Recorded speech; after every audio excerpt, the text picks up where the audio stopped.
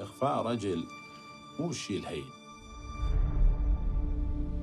Saddam Hussein and his sons must leave Iraq within 48 hours. يوم من الصبح إذا واحد يقعدني تحت الباب، السيد رئيس أمامي، الأمريكان قريبين، أكو مكان. ذاك الوقت ما كنت أفكر أنه 150,000 جندي يبحثون عنه.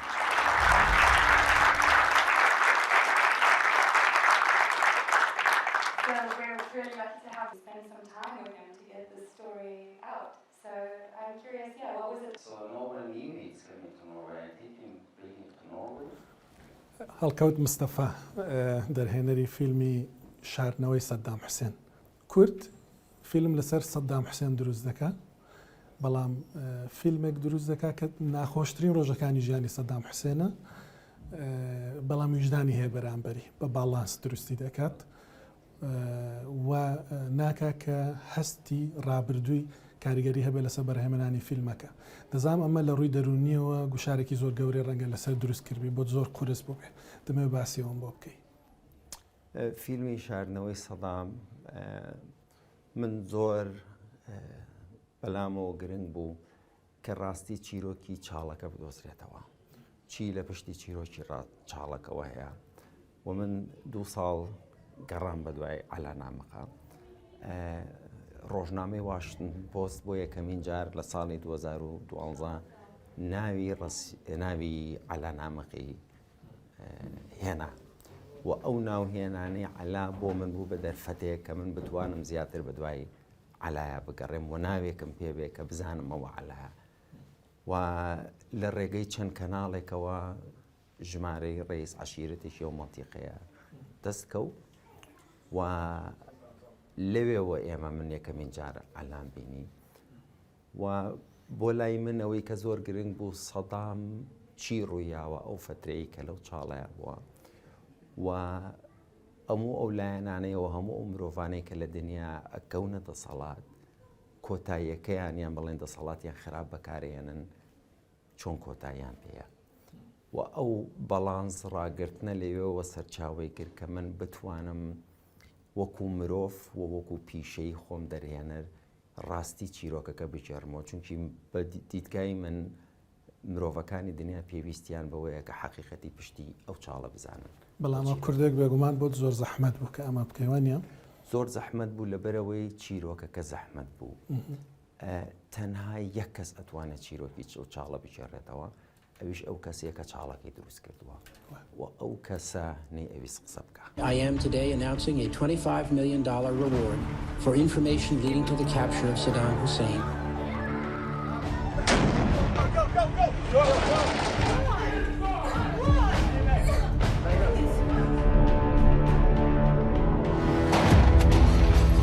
الجيش الأمريكي بدأ يبحث عن الرئيس العراقي بجنون،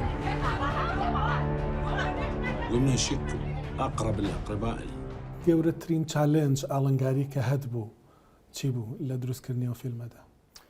گەورەترین ئاڵنگاری ئەوە بوو کە داعش و مەنتیقەی داگیر کرد لە 2014 و پرۆژەکە بە شێوەیەک لە شێوەکان وەستێنرا و چاڵەنجێکی کە زۆر بەلامەوە گرنگ بوو کە لایەنی مادی لەو پرۆژەیە دوور بخرێتەوە کە ئێمە بتوانین هۆکاری دروستکردنی و فیلمە بکەین بە هۆکارێکی ڕۆحی و هۆکارێکی کەشفکردنی ڕاستیەکان و شەنس بین بە پیاوێکی عێراقی، چونکی ئەوە مەرجی گرنگی من بوو وەکو دەرهێنەر کە ئەو پیاوە شانسی ئەوەی بدرێت وەکو ئەوەی کە خۆی ئێوە فیلمەکە دروست بکرێت، نەک بە دیدگا ئەوروپی ئەمریکیەکە کە ئێمە کاریگەریەکمان لەسەر شێوازی جێڕانەوەی چیرۆکەکە بێ، شانسی ئەوەی بەنێ پیاوێکی عەگال بەسەری عەرەب دابنیشە چیرۆکی شارنەوەی سەدام شێرێتەوە.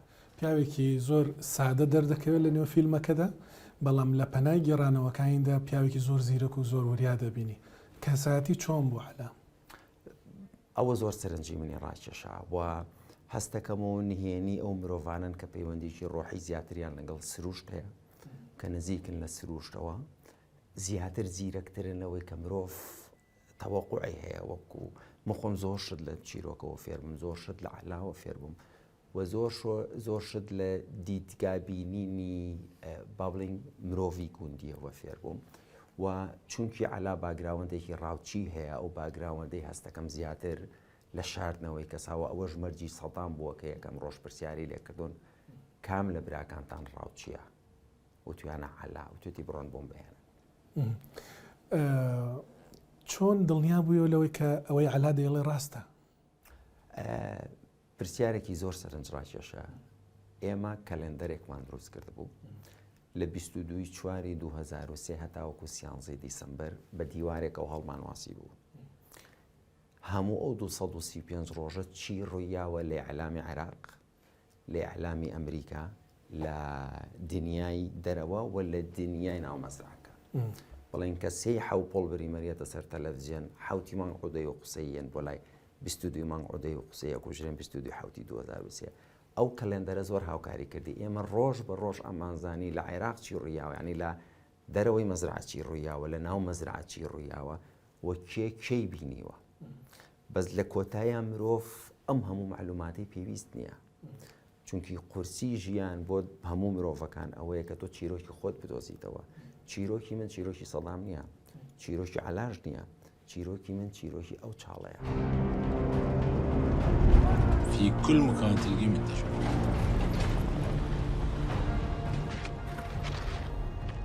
فأيضا اقترحت عليه نسوي سوفد ملجأ للحالات الطارئة يعني. یەکێکی عەرەبی سونە کە هێشتاش بە سەدام دەڵێ سەرۆک سەدام حوسێن هێشتاش دەبینی لە ناخەوە خۆشی دەوێت، زۆر پێی سەرسامە، خۆی بێبەری دەکات لەوەی کە بزانێ دیکتاتۆر بووە، بەڵام دێ تەنیا بۆ دەرهێنەرێکی کورد بۆ هەڵکەوت مستەفا قسە دەکات. ئەمە چۆن بوو، چۆن ڕازی بوو؟ من هەستەکەم دوو هۆکاری هەبوو لەو چێلایەنی چەند عەلا بۆ خۆی بتوانێت وەڵامی باتەوە، بەس ئەوەی کە من هەستم پێکرد من یەکەمین جار عەلام بینی موعیدەکە لەگەڵ کوڕی مامەکەی بوو لە ڕاستگۆیە، بەس دوای 5 دقیقە قسەکردن وتی من عەلام.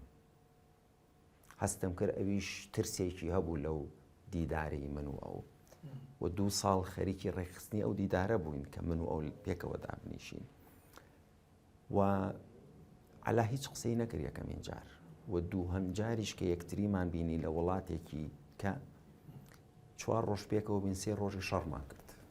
شەڕتان کرد؟ بەڵێ. لەسەر چی؟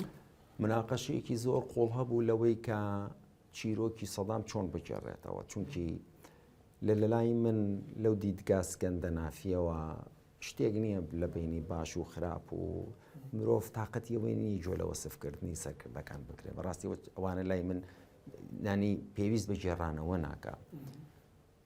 من ئەمویست عەلاتێ بگەێنم زۆر گرنگە مرۆڤەکان پێویستیان بەوێت چیرۆکە حەقیقیەکەی چاڵەکە بدۆزنەوە، وەک لەوەی ئێمە دابنیشین وەسفی بکەین یان باسی بکەین، چونکی ئەم فیلمە وەسفی باش و خراپەی سەدام نییە، باسی گێڕانەوەی ڕاستیەکانە و عەلا پێویستی بە متمانەیەکە بوو وەک چۆنی وێنەی سەدام چۆن پیشانە درێ و من پێم وتم تۆ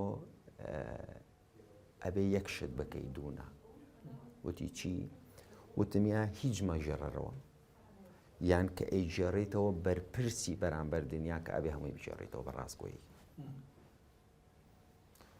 و هەستەکەم لەو چێ تەحەمولی منیش کاریگەری هەبوو بێ لەسەرەوەی عەلا، چونکی من تقریباً بە گشتی 12 ساڵ 10 ساڵی ڕێ خەریکی ئیشەکە بووم، 2 ساڵیش خەریکی تۆچینەوەی عەلا بووم.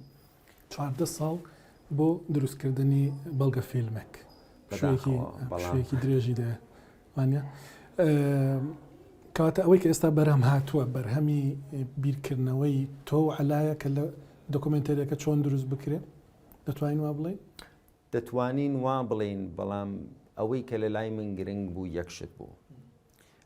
ئێمە زۆربەی ئەو پرۆژانەی بینی ومانە لە دنیا لەسەر جەنگی عێراق سەدام ئەوە کێشەیە بڵێن داگیرکردنی عێراق لە 2023 بڵێن ڕزگارکردنی عێراق، چونکی ئەوەش قسەی لەسەرە چیرۆکەکان لەو دیوە ئەوروپی ئەمریکیەوە گێڕانەتی لەو دیدگایە باشێمە بۆ شەنزنین بە پیاوێکی عێراقی و پیاوێکە ئەو چاڵی دروستکە بزانین ئەو چی ئەڵێ چونکی ئەگەر دیوە ئینسانیەکی سیاسیەکەشی واز لێ بێنی کەسی کە نازانێت چی ڕوویاوە بەس پرسیارە ڕەخنەیەکانەوەی کە بۆ سەدامت لە لای خۆت هێشتەوە بۆ سەدامت نەفرۆش 25 میلیۆن دلار وەربگریت و بڕۆی ئەوانە ینی سەدام پرسیاری لەو شێوەی ڕەخنەیە کە منوەکو دەرێنەر لێم کردووە و کێ سەدامی بینیوە کێ چی زانیوە و کێ چی ویستووە باشە و ئەو کاتە شانس بێ بە عەلا بتوانێت چیرۆکی خۆی بگێڕێتەوە بۆ ئەوەی مرۆڤەکان شایانی ئەوەی کە شایانی ئەوەن کە بزانن چی لە چاڵەکە ڕوویە. ڕۆڵی ڕوودا و چی بووە لەم فیلمەدا؟ ڕوودا و بەشێکی سەرەکین لە بەرهەمێنانی ئەم فیلمە و ئەم فیلمە چەندین کەناڵی دنیا بەشدارە لە بەرهەمێنانەکەی و ڕوودا و دەرگایەکی کردەوە کە ئێمە بتوانین لە عێراق و لە کوردستانیش بە شێوەیەکی باشتر وێنەگرتن فیلمەکە ئەنجام بین و ئارامێکی ڕۆحی بۆ ستافی بەرهەمێنانی فیلمە کرد. هەڵکەوت مستەفا سپاس دەکەم.